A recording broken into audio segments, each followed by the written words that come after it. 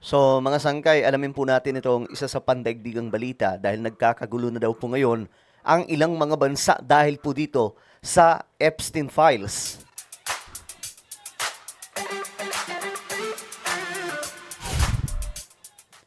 Okay, magandang oras po sa lahat ng mga nanonood ngayon. Medyo seryosong usapin po ito ngayon. Itong patungkol po sa Epstein Files kasi may bansa na po ngayon na nagkakagulo dahil po dito. No, dahil nga po sa involvement ng kanilang mga leader na naroon po sa listahan kasi may mga video po yun, may mga pictures, o malabo pong i-deny po yun, mga sangkay, no? Ngayon, pag-usapan po natin yan. Anyway, bago tayo magtuloy-tuloy, sa mga hindi pa po dyan nakakapag-subscribe sa ating YouTube channel, tayo pa road to 2 million subscribers na. Ayan po, 1.6 million na po tayo. Kung gusto mong mapabilang sa patuloy na dumaraming mga solid sangkay, makikita nyo po yung subscribe button sa baba ng video na to. I-click nyo lamang po yung subscribe, i-click ang bell, at i-click nyo po yung all. Sa mga nanonood naman po sa Facebook, i-follow nyo po yung ating Facebook page. Alright guys, ito kasi yung balita ngayon. Doon po sa, ayan po, India, no? Prime Minister po ito ng India, mukhang nagkakaproblema dahil sumiklab di umano ang protesta kaugnay ng pag-uugnay ng kanilang Prime Minister, okay, sa issue ng Epstein Files.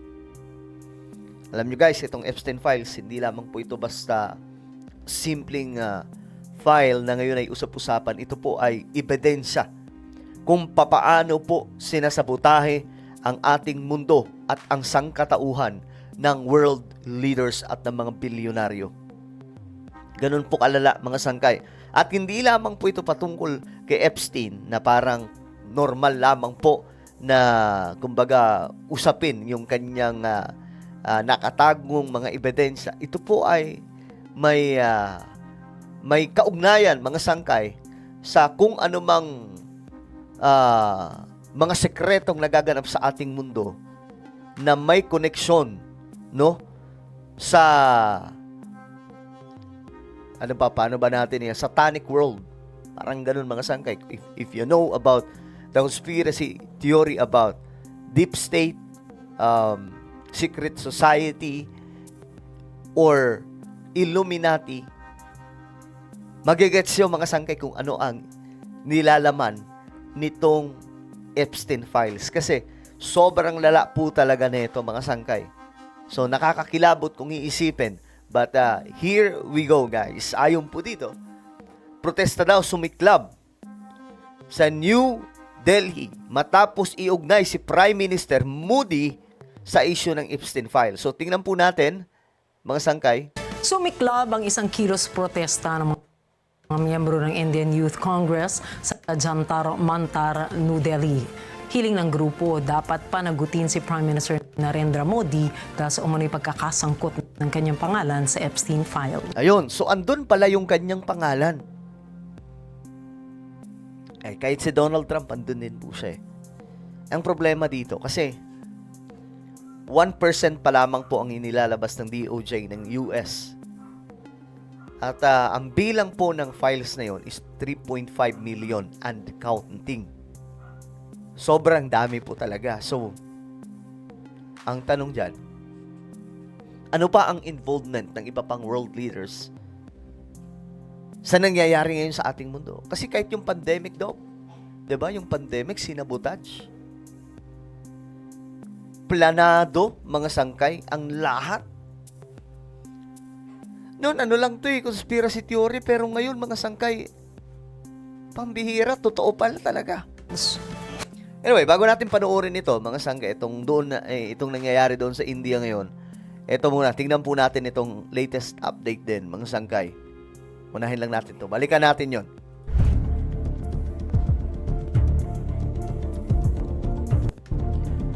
Nirelease daw po ng DOJ ng US ang Epstein File names matapos daw po ang pressure ng mga mambabatas.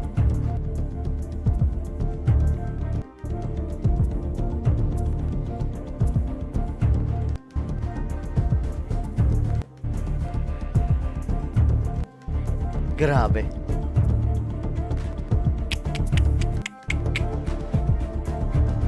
Grabe, no? Nabasa niyo yun, mga sangkay? Actually, kumalat ito yun eh. Oh. Grabe. Marami pa palang marami pa palang mga pangalan ang hindi inilalabas.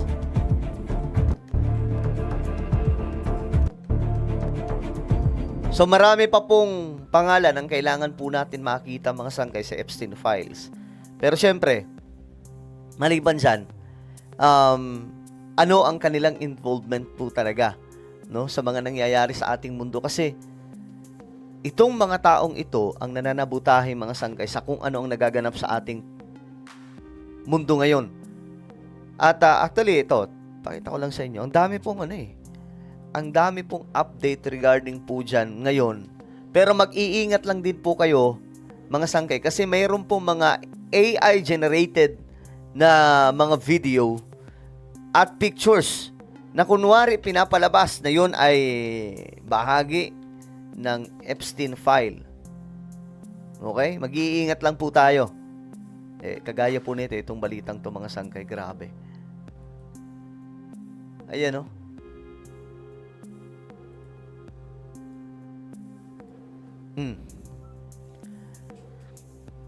Tingnan nyo, mga sangkay. Lagay mismo dito itong email na ito. Ayan. Ito. Hindi ko lang mabanggit, mga sangkay, kasi alam niyo naman sa YouTube, masyadong maselan. Ayan, ito po yun. Ito yung email. Ayan, oh. Where are you? Are you okay?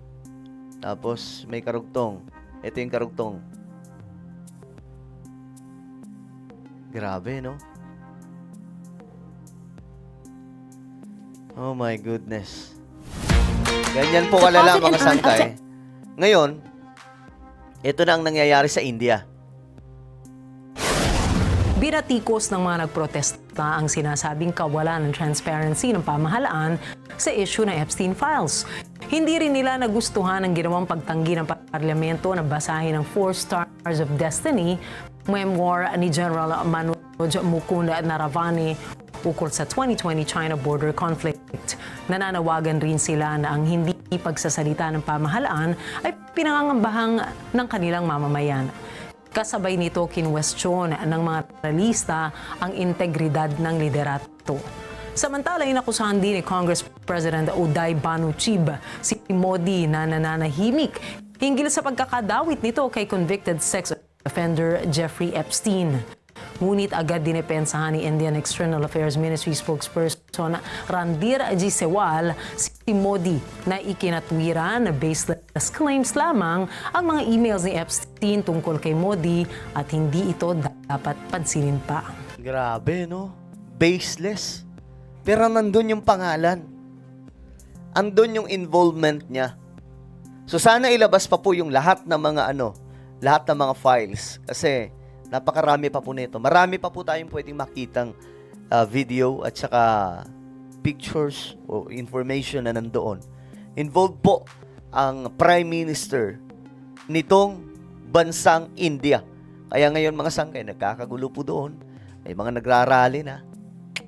Well, ano po ang inyong opinion? Comment down below. Mayroon po tayong YouTube channel, Sangkay Revelation. Hanapin nyo po ito sa YouTube. Ngayon din, kapag nakita nyo na, i-click nyo po yung subscribe, i-click ang bell, at i-click nyo po yung all. Ako na po ay magpapaalam. Mag-iingat pong lahat. God bless everyone.